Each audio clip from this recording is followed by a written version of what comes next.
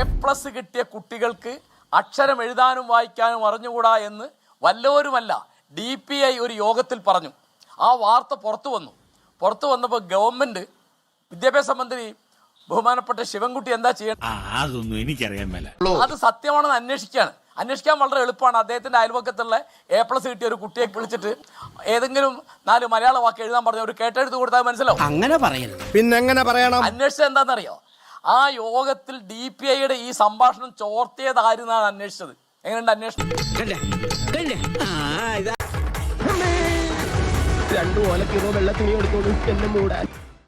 അപ്പോ നമ്മുടെ ഉദ്യോഗസ്ഥന്മാർ ആ DPIയുടെ പ്രതിബദ്ധത എന്നുള്ളത് ഒരു ഉദ്യോഗസ്ഥന്റെ പ്രതിബദ്ധത, അതിനേക്കാൾ പ്രതിബദ്ധത വേണ്ടതാണ് വിദ്യാഭ്യാസ മന്ത്രിക്ക് അല്ലെങ്കിൽ ഒരു MLA. അതിന് ഒരു ബുദ്ധി വേണം, അതിവനില്ല. അതുപോലെ നേരത്തെ മാധ്യമ പ്രവർത്തകയായിരുന്ന നമ്മുടെ ഇപ്പോഴത്തെ ആരോഗ്യമന്ത്രി ബഹുമാനപ്പെട്ട ശ്രീമതി വീണ ജോർജ് അറിയില്ല, അവര് ഇത് അറിഞ്ഞില്ല അല്ലെങ്കിൽ സിസ്റ്റം തകരാറാണ് എന്ന് അവർ പറയുമ്പോൾ അവർക്കെതിരായിട്ട് മൊഴി കൊടുക്കുക. മുഖത്ത് നോക്കി കാര്യം പറയാൻ നമ്മൾ ആരെ പേടിക്കണം? അറിഞ്ഞില്ല എന്ന് പറഞ്ഞാൽ ഇതിപ്പോ ഏതെങ്കിലും വയനാട്ടിലോ ഇടുക്കിയിലോ ഉള്ള ഉൾഭാഗത്ത് ഒരു സാധാരണ പ്രൈമറി ഹെൽത്ത് സെന്ററിൽ എന്തെങ്കിലും ഒരു മരുന്നില്ലാതെ അറിഞ്ഞില്ല എന്നുള്ള അത് നീ എന്നെ ഇൻഡയറക്റ്റ് ആയിട്ട് കുത്തിയതല്ല, ഡയറക്റ്റ് ആയിട്ട് കുത്തിയതാ. തിരുവനന്തപുരം മെഡിക്കൽ കോളേജ് എന്ന് പറഞ്ഞാൽ എന്താ? അവിടുത്തെ ഏറ്റവും വലിയ ഇപ്പോൾ ഒന്നാമത് മെഡിക്കൽ കോളേജുകളൊക്കെ പാവപ്പെട്ട ആളുകൾ, തൊഴിലാളികൾ, ദരിദ്രന്മാർ, അവരുടെ അഭയകേന്ദ്രം. അത് ശരിയാ. ഇവിടുത്തെ നേതാക്കന്മാരോ ഇവിടുത്തെ മന്ത്രിമാരോ ഒക്കെ ചികിത്സയ്ക്ക് പോകുന്നത് വളരെ ഉയർന്ന നിലവാരമുള്ള സ്വകാര്യ ആശുപത്രികളിലോ അല്ലെങ്കിൽ കേരളത്തിന് പുറത്തോ അല്ലെങ്കിൽ ഇന്ത്യക്ക് പുറത്തോ ആണ്. പ്രധാനപ്പെട്ട ആളുകൾക്ക് പോകുന്ന അമേരിക്കയിലെ പറഞ്ഞ മാതിരി 2 കോടി ലോക സമാധാനത്തിന് മാറ്റിവെക്കുക. നമ്മുടെ ഗവൺമെന്റുകളുടെ പ്രധാനപ്പെട്ട പ്രശ്നം മുൻഗണനാക്രമം ഇല്ല എന്നുള്ളതാണ്. നാട്ടുകാരുടെ ഭാഗ്യദോഷം, അല്ലാതെ എന്ത് പറയാനാ? അല്ലേ സാറേ? ഇവിടുത്തെ രാഷ്ട്രീയ പാർട്ടികൾ എല്ലാവരും LDFിലും UDFിലും ഒക്കെ എല്ലാവരും എന്താ പറയാ, പ്രത്യയശാസ്ത്രമായിട്ട് അവതരിപ്പിക്കുക വികസനമാണ്. സർക്കാരിന്റെ കാര്യം ഇവിടെ മിണ്ടി പോകരുത്. അവരുടെ പരിഷ്കാരങ്ങളാ ഞങ്ങൾ ഗതികേട്ടിലെത്തിച്ചത്. വികസനം എന്ന് പറഞ്ഞാൽ എന്താ? റോഡ്, പാലം, വലിയ ബിൽഡിംഗ്, മെഡിക്കൽ കോളേജ് 1-ാം തരം ബിൽഡിംഗ് ഉണ്ട്, അല്ലെങ്കിൽ ലബോറട്ടറി ഉണ്ട്, അല്ലെങ്കിൽ അവിടെ മറ്റേ സൗകര്യം ഉണ്ട്, ഈ സൗകര്യം ഉണ്ട്. നീതിയാണ് രാഷ്ട്രീയത്തിലെ ലക്ഷ്യം എന്ന് ക്ഷമിക്കണം ചേട്ടന്മാരെ. നീതി ഉറപ്പാക്കാതെ ഏത് വികസനത്തെ പറ്റിയാണ് നമ്മൾ പറയുന്നത്? അല്ലല്ല ഇങ്ങനെ ഞങ്ങളുടെ പാർട്ടിക്കെതിരെ ചർച്ചയ്ക്ക് വെച്ചിട്ട് എന്നെ ഇവിടെ ഇരുത്തുന്നത് എന്താണ് ബ്രോ? അല്ലല്ല, അത് വേണ്ട. 8 പരിപാടിയാ. നിങ്ങള് ഇങ്ങനെ വിളിക്കുന്നത്. എന്താ നമ്മുടെ പേര്? അനിൽകുമാർ. നോട്ട് ചെയ്തോ? ഞങ്ങൾക്ക് വരും, സമയം തരും. വേണ്ട, അങ്ങനെ വരേണ്ട കാര്യം. ഔദാര്യം വേണ്ട. ഓ ചളവാക്കും. ഔദാര്യം വേണ്ട, വിളിക്കാതിരുന്നാ മതി. എന്താണ് അങ്ങനെ പറയുന്നത്? ഔദാര്യം വേണ്ട, ഇത് നേരെ ചൊവ്വ പോകുന്ന ലക്ഷണില്ല. കാരശ്ശേരി ഇപ്പൊ പറഞ്ഞിട്ട് പോലെ ഏത് കാരശ്ശേരി ഇരിക്കുന്നതാണ് അങ്ങയുടെ പ്രശ്നം. ഏത് വേർഷനാ ഇന്നത്തെ വിഷയത്തെ കുറിച്ച് വല്ല അല്ല, കാരശ്ശേരി ഇരിക്കുന്നതാണ് അങ്ങയുടെ പ്രശ്നം. ഒരു പ്രശ്നമില്ല. അല്ല, കാരശ്ശേരി ഇരിക്കുന്നതാണ് അങ്ങയുടെ പ്രശ്നം. ശ്രീകുമാർ, ഞങ്ങൾക്ക് നിങ്ങളാ പ്രശ്നം. ഹാഷ്മിയാണ് ചുമ്മാ ഇരിയടേ. ഹാഷ്മിയാണ് എന്റെ പ്രശ്നം. ഞാൻ അങ്ങനെ മറുപടിക്കാൻ വരുമെന്ന് പറയില്ല. അങ്ങ് അസോഷ്ണതാണ്. തെറി പറയാൻ 3-4 ആളെ കൊണ്ടുവരും. എന്നാൽ ഈ ഉതുപ്പ് പ്രസിഡന്റിന് എന്നാ പറ്റിയേ? ഒരു മറുപടിയും വേണ്ട. ആരാണ് കാരശ്ശേരി? അല്ല, MM കാരശ്ശേരി പറഞ്ഞു എന്താണ് പ്രശ്നം? അത്ര ഒരു ഉപകാരം അല്ല, കാരശ്ശേരി CPM എന്ത് തെറി പറഞ്ഞു? കാരശ്ശേരി CPM എന്ത് അത് ഉത്തരം പറ.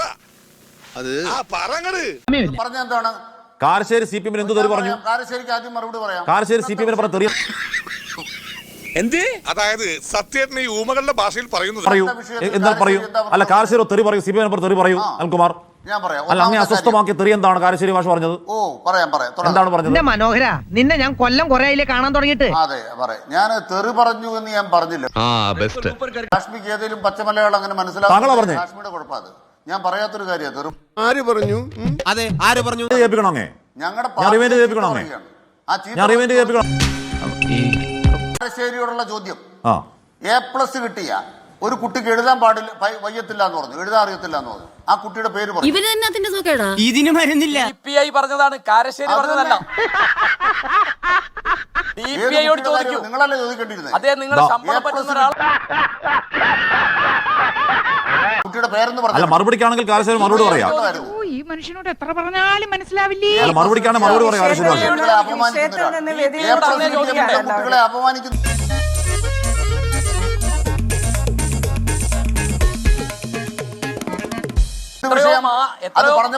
മാസങ്ങൾ കഴിഞ്ഞിട്ട് കാരശ്ശേരിയോടല്ല ചോദിക്കേണ്ടത്. നിങ്ങളുടെ ശമ്പളം പറ്റുന്ന DPI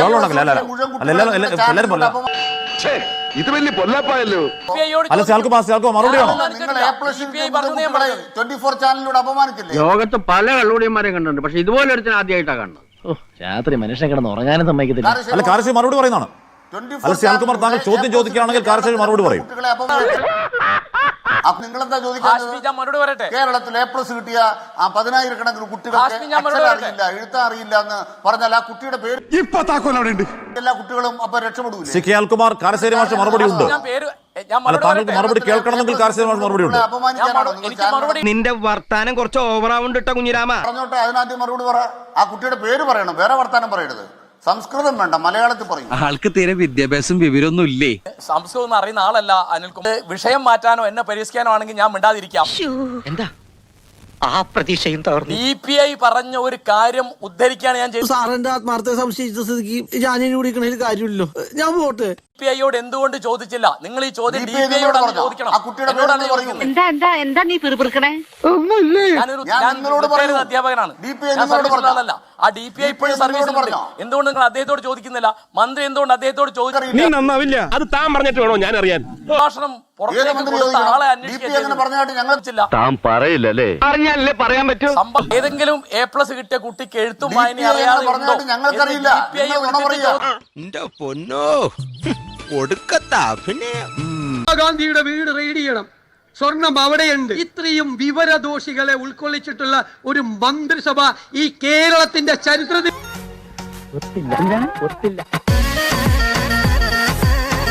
ഇവനെ പോലത്തെ ആളുകള് മന്ത്രിമാരായിരിക്കാൻ യോഗ്യതയുള്ളവർ സംബന്ധം പറയാൻ നിയമസഭയിൽ കയറി. എന്നിട്ട് നിയമസഭയിൽ എങ്ങനെ പ്രവർത്തിക്കണമെന്ന് പ്രതിപക്ഷത്തിന് ക്ലാസ് എടുക്കുകയാണ്.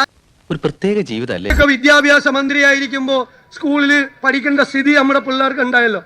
കഷ്ടമെന്നല്ലാതെ എന്താ പറയാ? എക്സൈസ് കൊടുത്താൽ നമുക്ക് ബോധമില്ലാതെ പറഞ്ഞെന്ന് വിചാരിക്കാം. കേരളത്തിലെ പ്രമുഖ സമുദായ സംഘടനയുടെ നേതാക്കന്മാരെ പോലും സ്വന്തം അച്ഛന്റെ പ്രായം ഉള്ളവരെ ധിക്കാരത്തോടുകൂടി നിഷേധത്തോടുകൂടിയുമുള്ള പെരുമാറ്റവും പദപ്രയോഗവുമാണ് ബഹുമാനപ്പെട്ട മുഖ്യമന്ത്രിയെ പോലും വളരെ മോശം വാക്കുകൾ നിയമസഭയിൽ കാലത്ത് തിരുവനന്തപുരം നഗരത്തിലൊക്കെ കുറച്ച് ബോർഡുകൾ പ്രശ്നങ്ങളെ ഫേസ് ചെയ്യൂ ടേക്ക് ഇറ്റ് ഈസി. ബോർഡുകൾ ഈ വിജിലൻസ് എൻക്വയറി റിപ്പോർട്ട് ഗവൺമെന്റിന് സതീശനെതിരെയുള്ള വിജിലൻസ് എൻക്വയറി റിപ്പോർട്ട് ഗവൺമെന്റ് സമർപ്പിച്ചതിന് ശേഷമാണ് ആ ബോർഡുകൾ കണ്ടത്. അങ്ങനെയെന്ന് പറഞ്ഞാല് ഞാൻ പേടിച്ചുപോയി. നമ്മുടെ സമയം തീരെ ശരിയല്ല. തിരിച്ച് പടം വയ്ക്കുവാനും പടത്തിന് താഴെ അടിക്കുറിപ്പ് എഴുതാനും ഒക്കെ ഉള്ള ഒരുപാട് സംഭവം പോയേ കയ്യിന്ന് പോയേ. ഞങ്ങളുടെ ഒരു മാന്യത കൊണ്ട് ഞങ്ങൾ അതൊന്നും ചെയ്തു.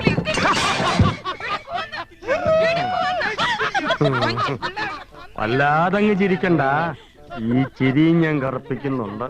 ഇവിടുത്തെ നാട്ടുകാർക്ക് എന്റെ വ്യക്തിപരമായ പേര് ഞാൻ നന്ദി രേഖപ്പെടുത്തിക്കൊള്ളുന്നു. ഒന്ന് സബ്സ്ക്രൈബ് ചെയ്തിട്ട് പോടാ.